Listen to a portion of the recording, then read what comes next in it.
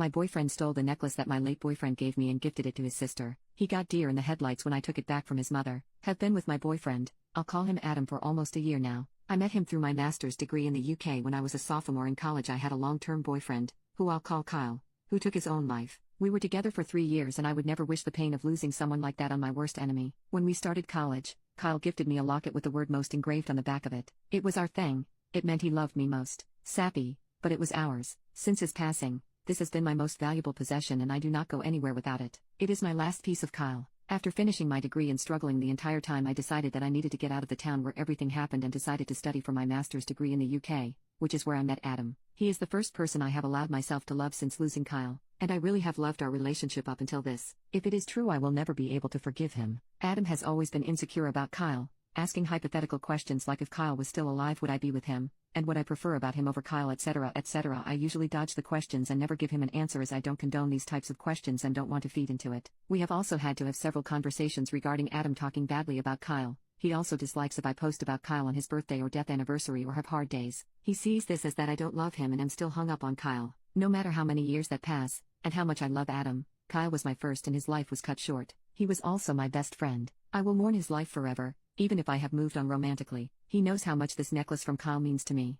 and how devastated I've been the last 2 weeks frantically searching our apartment for it. I took a shower one day and set the necklace in the same place I always do. When I came out of the shower it was gone and Adam swears he has no idea where it is and it must have fallen somewhere and got lost. I have been beside myself and spent nights in tears over losing this. Adam has a sister who we will call Jane. Jane recently celebrated her 21st birthday. I am in her Snapchat private story where she posted the beautiful locket that her big brother got her for her special day. It was the same locket. I know it because it has the same engraving on the back. I don't know how Adam explained that one, but he must have somehow. Me and Jane are not particularly close and this isn't something I feel I can just confront her about casually. I also feel silly bringing it up to Adam in case it isn't the same locket and I am just going insane and looking for excuses because I was careless and lost it. I don't see where else Adam would have got this locket, as it was made for me by a small business back in the States. She was local to Kyle and I, and her work has always been my favorite. Update: it's been almost 3 weeks. A day or two after the initial post, I confronted Adam about the locket. He claimed did not know what I was talking about, and he couldn't believe I could be as cold as to accuse him of this. When asked for receipts or any proof that the locket was not the same as mine, he couldn't produce any and got angry and stormed out of our apartment. He came back that night,